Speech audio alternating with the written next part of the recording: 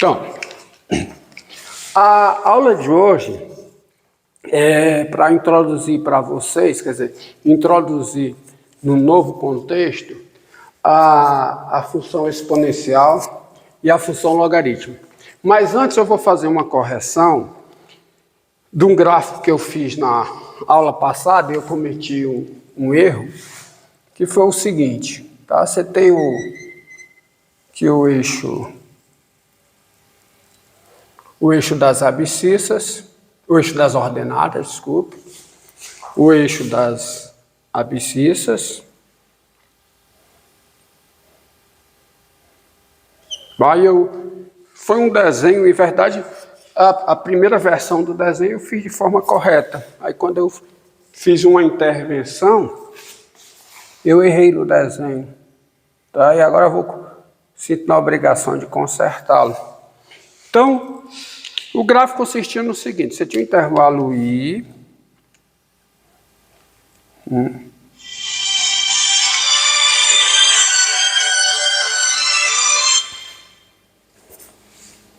baixar o som aqui para não perturbar de novo. Você tinha um intervalo I no desenho, digamos aqui,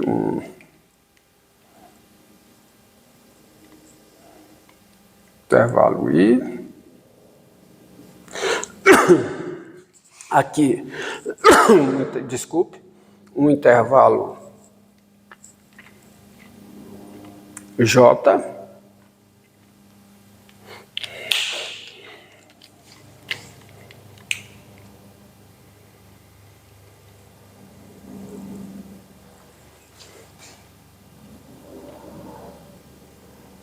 Respeitar um pouco as proporções.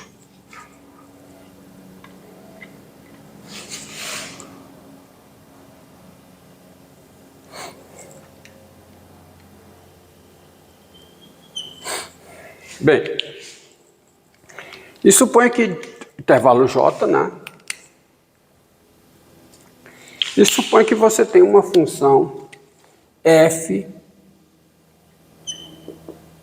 em J, uma função que seja contínua e invertível. Aqui uma função f em J, função contínua e invertível. Função que seja contínua e invertível. Então, o seu gráfico, digamos, é assim.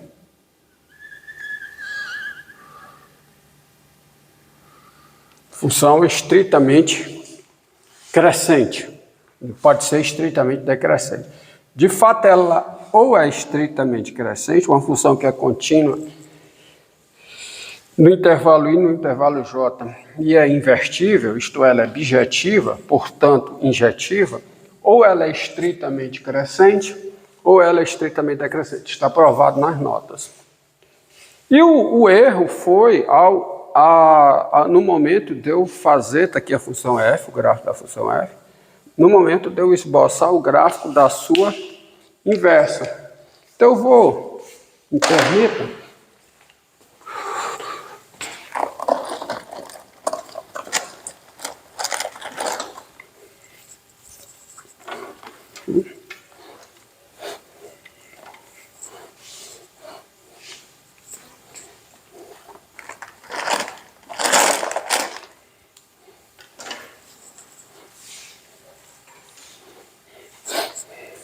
aqui,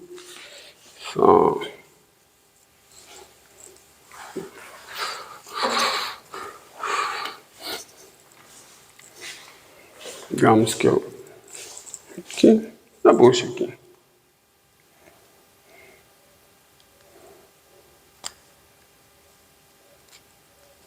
Então eu venho aqui, é só uma questão de ser um pouco fiel ao desenho, né? que essa distância daqui para cá, marcar aqui, e essa distância daqui para cá para ter o J perto da realidade. Então você tem aqui o intervalo J,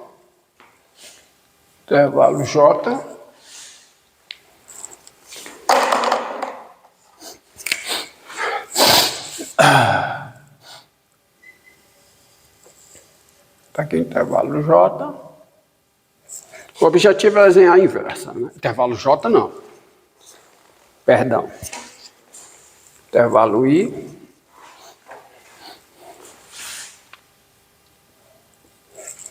E aqui vamos, né? Esse pedacinho daqui para cá, né? Mesmo tamanho, né? Mesmo tamanho aqui. O importante é esse aqui, tá? Esse aqui é o J, tá? Mesmo tamanho, né? Mesmo tamanho. Vou pegar. Esse tá o mesmo tamanho. Tá, um pouquinho maior. Tá aí, o J aqui. Então,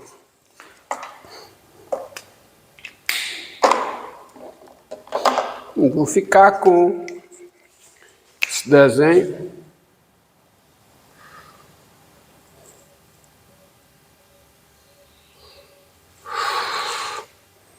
Eu subo aqui, paralelamente.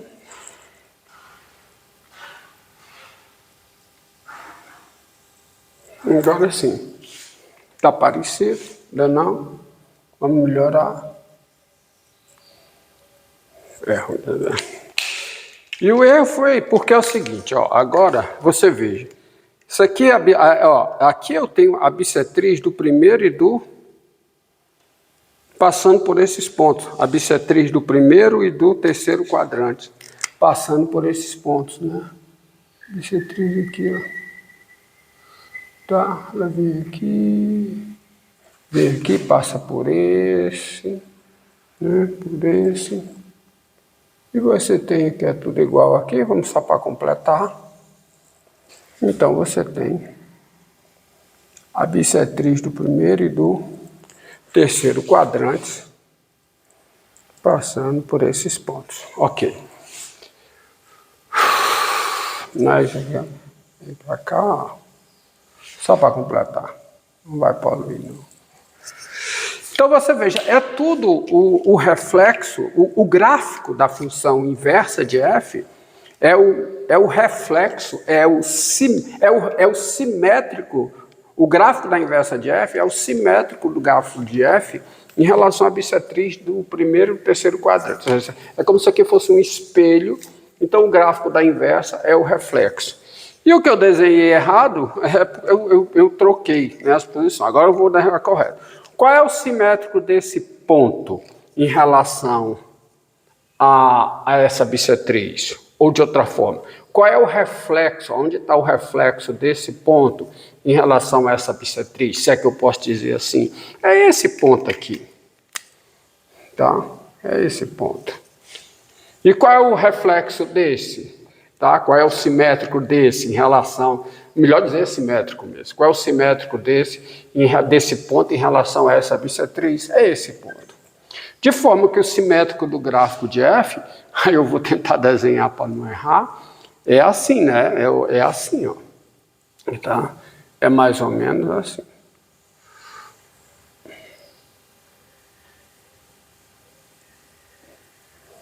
Correto?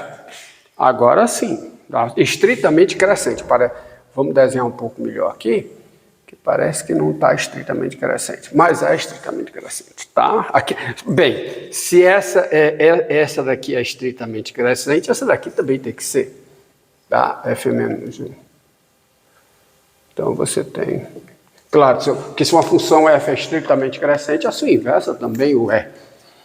Ok? Então agora está correto, tá? Agora correto. Quer dizer, descontando o erro do esboço, né? Não está perfeito, mas é um esboço e está passando a ideia correta. Então está aqui o gráfico de F menos O, você vê um simétrico, né? E eu até aproveito aqui para enfatizar o teorema da função inversa. Teorema da função inversa. Por quê? O que o teorema da função inversa diz? Diz o seguinte, olha o teorema da função inversa. Se a f é diferenciável em P e a derivada em P é diferente de zero, então a inversa da f é diferenciável em f de P e a derivada da inversa em f de P é 1 sobre a derivada da f em P. Colocando aqui o teorema da função inversa, né? O teorema da função inversa diz, teorema da função inversa, diz o seguinte, se a função f é diferenciável em P e a derivada da f em P é diferente de zero, se f é diferenciável em P, a derivada da f em P é diferente de zero, então a inversa da f é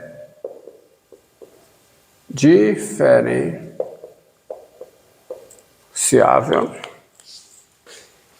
em f de P e a derivada da inversa da f em f de P é 1 sobre a derivada da f em P. Esse é o teorema da função inversa. E eu vou enfatizá-lo usando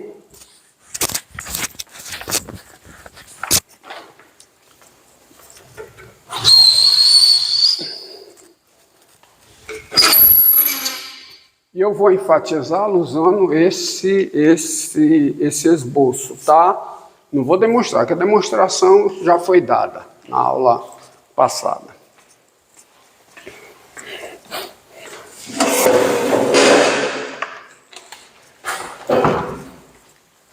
Momento que eu fui abrir a porta aí, porque está muito calor. Tá? Então você veja, ó, vamos analisar aqui. Suponha que aqui é o P, tá? Vou pegar o P bem aqui. O P, pegar o P bem aqui. Tá aqui o P, tá? Onde é que está o F de P? O F de P está aqui. Tá? Então, se esse é o P, se esse é o F de P pela bissetriz, agora eu estou com F de P aqui, ó. Vocês estão entendendo? Tá? E aí eu subindo, quando eu subo, ó, quem é esse aqui? Esse aqui é o P. Certo? Justamente, ó. Qual é o simétrico do ponto PF de P? É o ponto F de PP, simétrico em relação à bissetriz do primeiro e do terceiro quadrantes. Então, o que significa? F ser diferenciável em P e a derivada da F em P ser diferente de zero. Significa que eu tenho reta tangente ao gráfico de F nesse ponto. E essa reta tangente, ela não é uma reta tangente horizontal, muito menos vertical, que tem derivada, tem coeficiente angular, tá? Então é uma reta tangente inclinada. Então é essa reta aqui, ó. Vou desenhar a reta tangente de preto, para destacar, tá? A reta tangente nesse ponto. Então a reta tangente aqui, tá? Vem para cá. Estão acompanhando? E a reta tangente aqui, ó, o simétrico, ela vem para cá. Tá? Estão acompanhando a simetria, ó? Tá? É tudo simétrico. De forma que esse ângulo aqui é igual a esse, é congruente a esse. Então vamos chamar esse ângulo de alfa. Tá? A tangente de alfa, que é a inclinação, o alfa é a inclinação da reta tangente ao gráfico de f no ponto P. E a tangente de alfa é a derivada da f em P. Tá? Não esqueça, a derivada de f em P é a tangente de alfa. Bem, por simetria, você percebe intuitivamente, né, que se a f tem derivada no ponto P, isto é, se o gráfico de f tem reta tangente nesse ponto, o gráfico da inversa tem reta tangente nesse ponto, ou seja, a f a menos 1 tem derivada no ponto f de P. E quem é a derivada da inversa de f no ponto f de P? Bem, é a tangente de um ângulo. Que ângulo? A tangente da inclinação da reta tangente. Só que a inclinação da reta tangente aqui, aí acompanhe comigo, ó, se eu passar por esse ponto uma paralela, esse ângulo aqui, que eu sei quanto é, porque se esse ângulo é alfa, esse é alfa, então esse aqui é quanto? Quanto é esse ângulo? Esse ângulo aqui é o π sobre 2 menos alfa.